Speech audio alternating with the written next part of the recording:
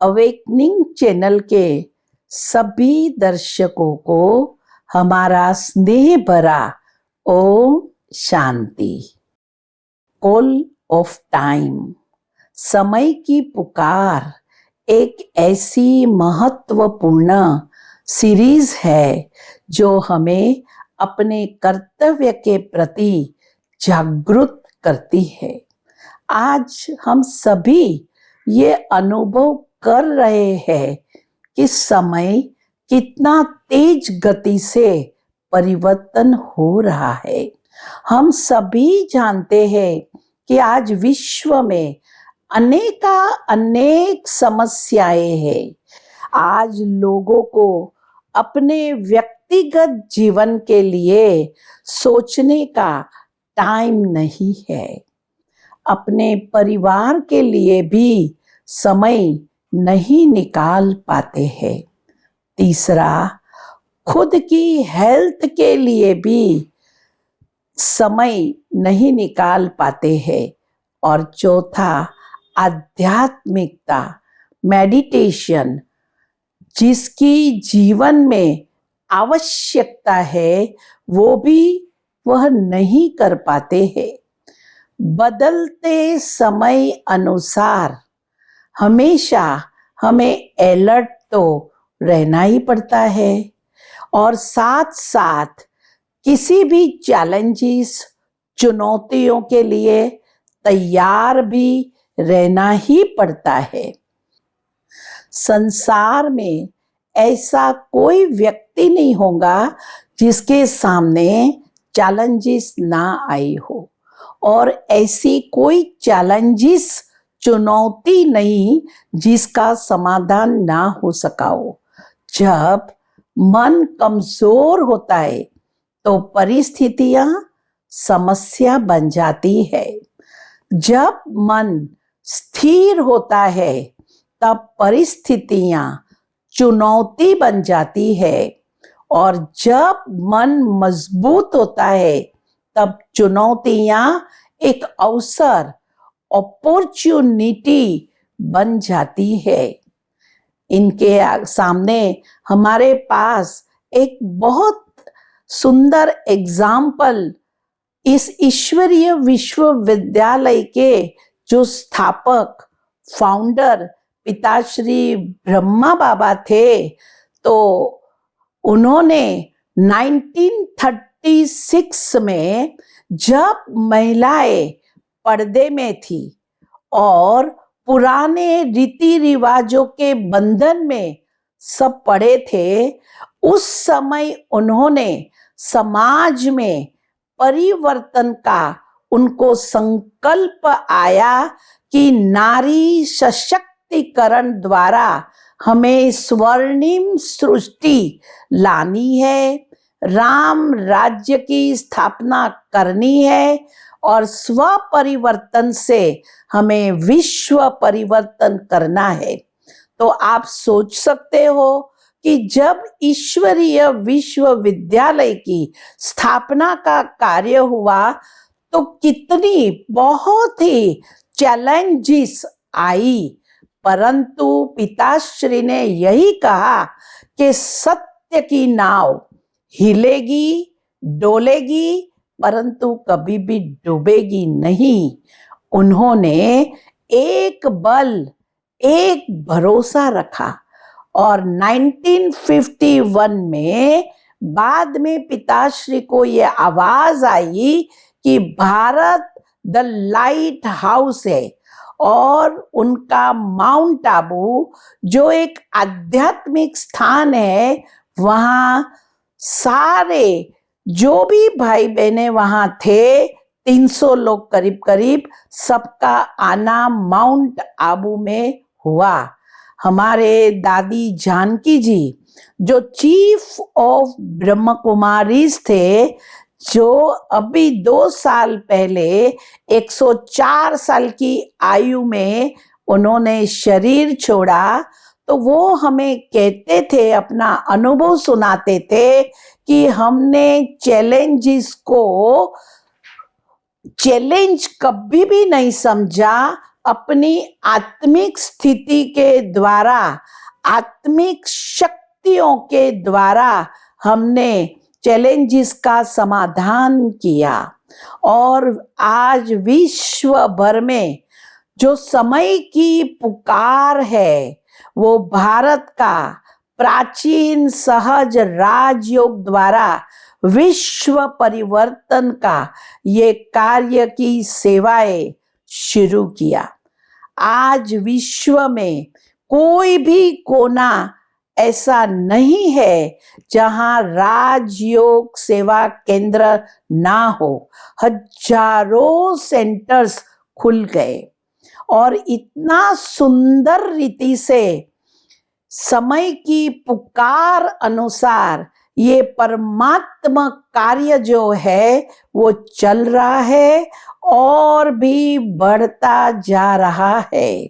क्योंकि आज जो समय चल रहा है 21वीं सदी का, उसमें लोगों को स्ट्रेस और टेंशन बढ़ता जा रहा है।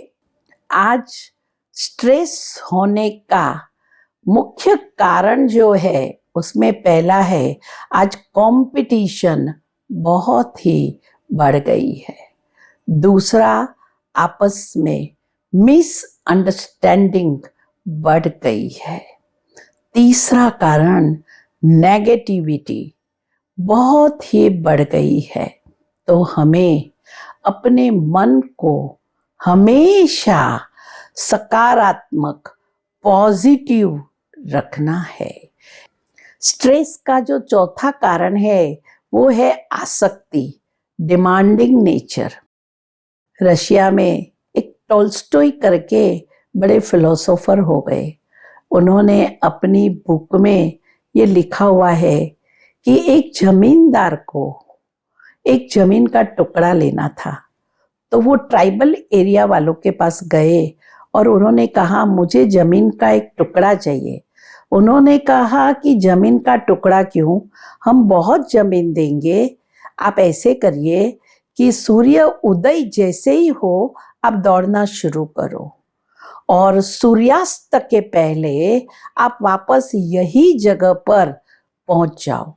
जितना आप दौड़ेंगे और जितना जहां जहां आप जाएंगे वो जमीन आपकी हो जाएगी। रात को जमींदार को नींद ही नहीं आई। जैसे कब सुबह होवे, कब सूर्योदय होवे और मैं दौड़ना शुरू करूं। और सूर्योदय होते ही उसने दौड़ना शुरू कर दिया। कहाँ वो दूर जमीन का टुकड़ा देखता था तो वहां भी वो पहुंच जाता था। और सूर्य अस्त के पहले वो पहुंचा तो सही, पर इतना एग्जॉस्ट हो गया था कि वहां ही गिर गया और मर गया। तो ये एक एग्जाम्पल है। हमारी चीफ ऑफ ब्रह्म कुमारीज दादी प्रकाश मणि जी हमेशा हमें ये सिखाती थी कि संतुष्टता सर्व गुणों की खान है और प्रसन्नता उसकी पहचान है। हम मुंबई में एक हॉस्पिटल चलाते हैं, तो वहां जब मैं राउंड मारने जाती हूँ तो देखती हूँ कि कभी कभी पेशेंट कोमा में होता है। तो हम कहते हैं कि ये पेशेंट जिंदा तो है परंतु कोमा में पड़ा हुआ है। तो खुशी बिगर का जीवन कोमा में पड़ा हुआ मनुष्य जैसा है। हमारे दादी जी हृदय मोहिनी हमेशा कहती थी कि जीवन में हमको अंत का समय आ जाए परंतु खुशी को हमें मेंटेन करना है। स्ट्रेस का जो पांचवा कारण है वो है बॉडी कॉन्शियसनेस। आज विश्व में जितनी भी समस्याएं हैं, चाहे रंग भेद, चाहे जाति भेद, चाहे भाषा भेद, चाहे धर्म भेद, ये सारी समस्याएं आई कहां से? एक छोटी सी बात को हम भूल गए कि मैं कौन हूं, मेरा स्व धर्म क्या है। आज कोई शरीर छोड़ते हैं तो कोई एक रात भी किसी को रखने तैयार नहीं होंगे। तो मेरे अंदर से वो कौन सी चीज चली गई, वो है आत्मा। आज हम कहते हैं मेरा बंगला, मेरी गाड़ी, तो मैं कौन हूं? मैं और मेरा दो अलग चीज है। तो मैं जो हूं वो मैं आत्मा हूं, और मेरा स्वधर्म क्या है? मुझ आत्मा का जो स्वधर्म है वो है शांति। कहा जाता है कि first wars are born in the mind of man. पहले तो मानवी के मन के अंदर ही लड़ाई शुरू हो जाती है, और उनका कारण है 5 विकार: काम, क्रोध, लोभ, मोह और अहंकार, ईगो प्रॉब्लम। क्रोध एक अग्नि है, खुद भी जलता है और दूसरों को भी जलाता है। क्रोध, आज हम देखो, आज किसी को यदि गुस्सा आता है, वो कोई 24 घंटा तो नहीं कर सकता। 5 मिनट चिल्लाएगा, 10 मिनट चिल्लाएगा, बाद में तो वो शांति हो जाएगा। आप पानी को कितना भी गर्म करो, परंतु पानी का ओरिजिनल जो स्वभाव है वो है शीतलता। उसी तरह से आत्मा का भी जो ओरिजिनल स्वभाव है वो है मैं आत्मा शांत स्वरूप हूं। तो मैं इतना ही कहेंगी कि क्रोध जो है वो तो उनका विकृत स्वरूप है। तो आज गुस्सा, क्रोध नहीं आवे, इसलिए हमें क्या करना चाहिए? सामने वाली व्यक्ति को माफ कर देना चाहिए। हमारे दादी जानकी जी हमेशा कहते थे कि फॉरगेट एंड फॉरगिव। सबको क्षमापना की आप अपने अंदर भावना रखो। क्षमा जो है वो एक शक्ति है। क्षमा जो है वो एक स्वतंत्र मूल्य है। और 5वां, जिसको हम कहते हैं ईगो प्रॉब्लम, अहंकार। अहंकारी मनुष्य सदा ही स्वयं को राइट और दूसरों को रॉन्ग समझता है। यही स्वभाव, कहेंगी, अहंकार तनाव की उत्पत्ति करता है। तो आज तनाव मुक्त जीवन के लिए आध्यात्मिक शक्ति और योग की आवश्यकता है। आज किसी भी कार्य के लिए आप करने जाएंगे तो आपको 3 पावर की जरूरत पड़ती है, जिसमें पहला है इलेक्ट्रिक पावर, दूसरा मेन पावर और तीसरा मनी पावर। आप इलेक्ट्रिक पावर बगैर कुछ काम नहीं कर सकते हैं, क्योंकि कोई भी काम शुरू करने में इलेक्ट्रिक पावर चाहिए। दूसरा मेन पावर, हमें लोग भी चाहिए। और तीसरा मनी पावर, खरीदारी सामान की करनी है, सबको पे देना है, तो मनी पावर भी चाहिए। परंतु जीवन को सुचारू रूप से चलाने के लिए ये 3 पावर तो है, परंतु मैं कहेंगी जीवन को सुचारू रूप से चलाने के लिए एक चौथे पावर की भी आवश्यकता है, और वो पावर है स्पिरिचुअल पावर, आध्यात्मिक शक्ति। इस आध्यात्मिक शक्ति से हमारी जो आंतरिक शक्ति है वो जागृत होती है। वो आंतरिक शक्ति हम किसको कहेंगे? पहला जो विस्तार को संकीर्ण करने की शक्ति है। आपने कितना भी फैलावा किया हो, पर समय पर हमें उसको संकीर्ण कर लेना है। कछुआ फैलाव भी करता है, समय पर समेट भी लेता है। दूसरी शक्ति है समेटने की शक्ति। हमेशा हमको एक निमित्त इंस्ट्रूमेंट समझना है। करावनहार कार्य कराता है, हमको निमित्त होके उस कार्य को करना है और सदा हमारे अंदर हमें ट्रस्टीशिप की भावना रखनी है। तीसरी शक्ति है वो है सहन करने की शक्ति, जिसकी आज जीवन में बहुत ही आवश्यकता है, नितर दो भाई भी अलग हो जाते हैं। चौथी शक्ति है जिसको हम कहेंगे समाने की शक्ति।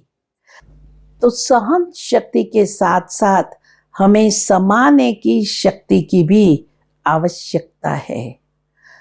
हर एक व्यक्ति के अंदर कोई न कोई योग्यता है, गुण है और विशेषताएं है। जिसके अंदर 99 अवगुण होंगे तो भी एक विशेषता को उनके अंदर जरूर होगी। तो हमें उनकी विशेषताओं को देख करके उनको सेवा में लगाना है। परंतु आज प्रैक्टिकल में, आज के समय में हम देख रहे हैं कि आज एक समाने की शक्ति माना एडजस्टमेंट पावर न होने के कारण उनका बैलेंस जो है वो टूट जाता है, जिसके कारण आज suicide tendency, personality disorder, anxiety, confusion, depression और स्ट्रेस सबका बढ़ जाता है। तो समाने की शक्ति की आज बहुत ही आवश्यकता है, जो हमारे अंदर योग शक्ति से वो आती है। साथ साथ मैं कहेंगी कि परखने की और निर्णय करने की शक्ति, जिसकी भी हमें बहुत ही जरूरत है, क्योंकि ये दो शक्तियों से हम जीवन में सक्सेसफुल मैनेजमेंट कर सकते हैं और जीवन में सफलता को प्राप्त कर सकते हैं। ऐसे ही सामना करने की शक्ति, पावर टू फेस, जीवन में परिस्थितियां तो आती ही रहती है, सिचुएशन आती ही रहेगी और समय अनुसार बदलती भी रहेंगी। तो कैसी भी परिस्थिति, कैसी भी सिचुएशन आए, पर हमें अपनी स्वस्थिति, अपनी मन की स्थिति को खराब नहीं करना है। कठिनाइयों को भी जान लेने दो कि आप उससे भी ज्यादा कठिन हो। और मैं कहेंगी लास्ट में सहयोग की शक्ति। आप देखिए, सहयोग के अंदर योग शब्द जो है वो समाया हुआ ही है। तो आज हर व्यक्ति अपना जीवन खुशनुमा, खुश मिजाज, श्रेष्ठ बनाए। आज हम कहेंगे हमें कौन सा सहयोग चाहिए, तो मैं कहेगी कि व्यक्ति से ही परिवार बनता है, अनेक परिवार से ही गांव बनता है, अनेक गांव से शहर बनता है और अनेक शहर से एक देश बनता है, अनेक देश से एक विश्व बनता है। तो मैं अंत में यही कहेंगी कि आज समय की पुकार यही है कि हमें स्व परिवर्तन से विश्व परिवर्तन कर एक सुंदर सतोप्रधान श्रेष्ठ भविष्य की ओर हमको पदार्पण करना है। तो हमें पहले अपना जीवन श्रेष्ठ बनाना है, परिवर्तन करना है। ओम शांति।